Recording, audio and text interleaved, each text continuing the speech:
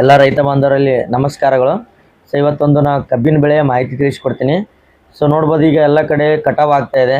ಕಟಾವು ಆದಾಗ ಭಾಳಷ್ಟು ಜನ ರೈತರು ಏನು ಮಾಡ್ತಾರೆ ಅಂದರೆ ಕಬ್ಬಿನೆಲ್ಲ ರವದಿ ಏನು ಮಾಡ್ತಾರೆ ಅಂದರೆ ಸುಡ್ತಾರೆ. ಆ ಸುಡೋದ್ರಿಂದ ಏನು ಹಾನಿ ಜಾಸ್ತಿ ಆಗುತ್ತಪ್ಪ ಅಂತಂದರೆ ಏನು ನಮ್ಮ ಮಣ್ಣಿನಲ್ಲಿರುವಂಥ ಸೂಕ್ಷ್ಮಾಣು ಜೀವಿಗಳು ಏನು ಮಾಡ್ತಾವೆ, ಸತ್ತು ಹೋಗ್ತಾವೆ. ಅದೇ ರೀತಿಯಾಗಿ ಎರೆಗಳು ಇದ್ದು ಅಂದ್ರೆ ಅವು ಕೂಡ ನಶಿಸಿ ಹೋಗ್ತಾವೆ.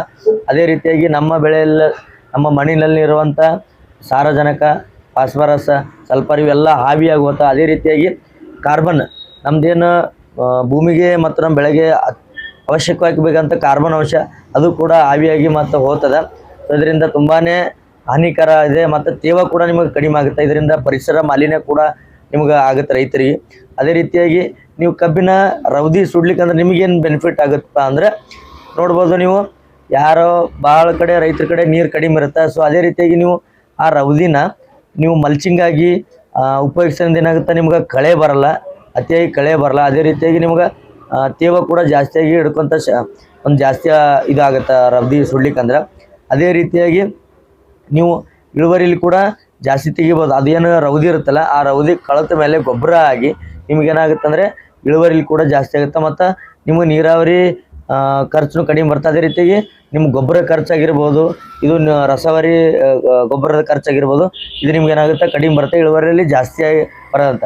ಭಾಳ ಜನ ಏನು ಮಾಡ್ತಾರೆ, ಸರ್ ನಾವು ರವದಿ ಇಟ್ಟಂದ್ರೆ ನಮಗೆ ನೀರು ಬಿಡ್ಲಿಕ್ಕಾಗಲ್ಲ ರೀ, ಮತ್ತು ನಮಗೆ ಜಾಸ್ತಿ ಏನಾಗುತ್ತೆ ತೊಂದರೆ ಆಗುತ್ತೆ ರೀ, ಇಲಿಕ್ಕೆ ಕಸ್ತಾವ ಅಥವಾ ಹಿಂಗೆ ಸಮಸ್ಯೆ ಆಗುತ್ತೆ ಅಂತ ಹೇಳ್ತಾರೆ. ಸೊ ಹಂಗಾಗಿ ನೀವು ನೋಡಿರಿ, ಭಾಳಷ್ಟು ಆಪ್ಷನ್ ಅದಾವೆ. ನೀವೇನಾದರೂ ಜಾಸ್ತಿ ನಿಮ್ಮ ನೀರು ಹಿಡಿತಿತ್ತು, ಪ್ರಾಬ್ಲಮ್ ಆಗ್ತಿತ್ತು ಅಂದ್ರೆ ಒಂದು ಲೈನ್ ಬಿಟ್ಟು ಒಂದು ಲೈನ್ ನೀವು ಮಲ್ಚಿಂಗ್ ಮಾಡೋದ್ರಿಂದ ಏನಾಗುತ್ತೆ ಅಂದರೆ ನಿಮ್ಗೆ ಅವಾಗ ಕೂಡ ನಿಮ್ಗೆ ಏನಾಗುತ್ತೆ ಅಂದರೆ ನೀರಾವರಿ ಏನಾಗುತ್ತೆ ಅಂದರೆ ನೀರಿನ ಉಳಿತಾಯ ಆಗುತ್ತೆ. ಅದೇ ರೀತಿಯಾಗಿ ಗೊಬ್ಬರದ ಉಳಿತಾಯ ಆಗುತ್ತೆ. ಯಾಕಂದರೆ ಒಂದು ಲೈನಲ್ಲಿ ನೀವು ಸ್ಪ್ರೇ ಮಾಡ್ಬೋದು, ಅಥವಾ ಒಂದು ಲೈನಿಂದ ನೀವು ಎಡೆ ಕುಂಟೆ ಹೊಡಿಬೋದು, ಬೋದ್ ಹಾಕ್ಬಾರ್ದು. ಪ್ರತಿಯೊಂದು ನಿಮ್ಗೆ ಹೆಲ್ಪ್ ಆಗುತ್ತೆ ಈ ಥರ ಮಾಡೋದ್ರಿಂದ, ಒಂದು ಲೈನ್. ಮತ್ತು ಯಾರಾದರೂ ಅತಿಯಾಗಿ ಯಾರಾದರೂ ಇಲಿ, ಗೆದ್ದಲು ಅಥವಾ ಹಂದಿಗಳ ಕಾಟ ಇದ್ದರೆ ನೀವು ಕಂಪಲ್ಸರಿ ಏನು ಮಾಡಿರಿ, ಅನಿವಾರ್ಯವಾಗಿ ಸುಡಬೇಕಾಗುತ್ತೆ. ಬಟ್ ನೋಡ್ಕೊಂಡು ಆದಷ್ಟು ನೀವು ಮ್ಯಾಕ್ಸಿಮಮ್ ಟ್ರೈ ಮಾಡಿರಿ ಕಬ್ಬಿನ ರವದಿ ಸುಡಲಾರ್ದಂಗೆ. ಯಾಕಂದರೆ ಕಬ್ಬಿನ ರವದಿ ಸುತ್ತರೆ ಭಾಳಷ್ಟು ಹಾನಿಗಳಾಗುತ್ತೆ. ಒಂದಿಷ್ಟು ಜನ ಹೇಳ್ತಾರೆ, ಸರ್ ಜಲ್ದಿ ಅದು ಕೊಳೆಯಲ್ರಿ, ಕಳೆಯೋದ್ರಿಂದ ಏನಾಗ್ತಾರೆ ಮುಂದೆ ಪ್ರಾಬ್ಲಮ್ ಆಗುತ್ತೆ ರೀ, ನೀರು ಬಿಡ್ಲಿಕ್ಕೆ ಸ್ವಲ್ಪ ಪ್ರತಿಯೊಂದು ಸಮಸ್ಯೆ ಆಗುತ್ತೆ ಅಂತ. ಅದಕ್ಕಾಗಿ ನಾನು ಹೇಳ್ತೀನಿ, ಇದು NPK ಕನ್ಸೋರ್ಷಿಯಂ, ASNL ಇಂಡಿಯಾ ಬಯೋಟ್ರೆಂಡ್ ಏನದಲ್ಲ, NPK ಕನ್ಸೋರ್ಷಿಯಂ ಬಯೋ ಫರ್ಟಿಲೈಸರ್, ಇಂಥವನ್ನ ಫರ್ಟಿಲೈಸರ ಬಳಸೋದ್ರಿಂದ ಏನಾಗುತ್ತೆ ಅಂದರೆ ನಿಮ್ಮ ರವದಿ ಏನಾಗುತ್ತೆ ಆದಷ್ಟು ಬೇಗ ಕಳಿಲಕ್ಕೆ ಸ್ಟಾರ್ಟ್ ಆಗುತ್ತೆ. ಯಾಕಂದರೆ ಇವು ಸೂಕ್ಷ್ಮಾಣು ಜೀವಿಗಳು. ಈ ಸೂಕ್ಷ್ಮಾಣು ಜೀವಿಗಳು ನೀವು ಬೆಳೆಗೆ ಕೊಡೋದ್ರಿಂದ ಏನಾಗುತ್ತೆ ಅಂದರೆ ನಿಮ್ಮ ಬೆಳೆ ಏನಾಗುತ್ತೆ ಅಂದರೆ ರವದಿಯಲ್ಲಿ ನಿಮಗೆ ಕಳಿಲಕ್ಕೆ ಬೇಗ ಸ್ಟಾರ್ಟ್ ಆಗುತ್ತೆ. ಅದೇ ರೀತಿಯಾಗಿ ಇದೊಂದು culture for fast decomposing compost activator ಇರ್ತದೆ.